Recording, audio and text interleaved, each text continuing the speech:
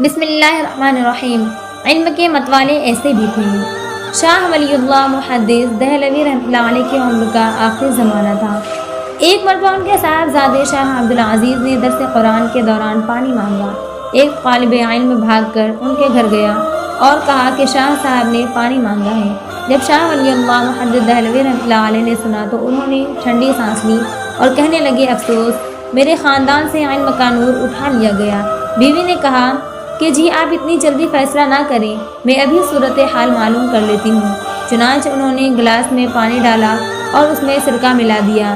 سرکہ کڑوا ہوتا ہے اور پینے میں عجیب ذائقہ محسوس ہوتا ہے۔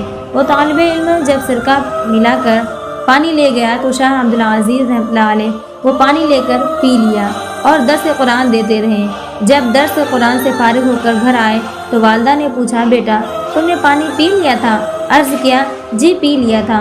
والدہ نے پوچھا، وہ پانی کیسا تھا؟ عرض کیا، امی مجھے یہ تو پتہ نہیں کہ وہ کیسا تھا۔ اب انہوں نے شاہ ولی اللہ محدث دہلوی رحمۃ اللہ علیہ سے عرض کیا کہ دیکھیے، عبدالعزیز کو پانی کی اتنی شدید پیاس تھی کہ پانی میں سرکہ کا پتہ نہیں چلا۔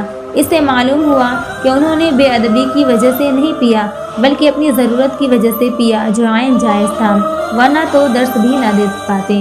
اس لیے ہمارے خاندان سے ابھی ادب رخصت نہیں ہوا۔ یہ سن کر شاہ ولی اللہ محدث دہلوی رحمۃ اللہ علیہ نے اطمینان کا سانس لیا اور دعا کی کہ اے اللہ میرے خاندان میں علم و ادب کو ہمیشہ باقی رکھنا۔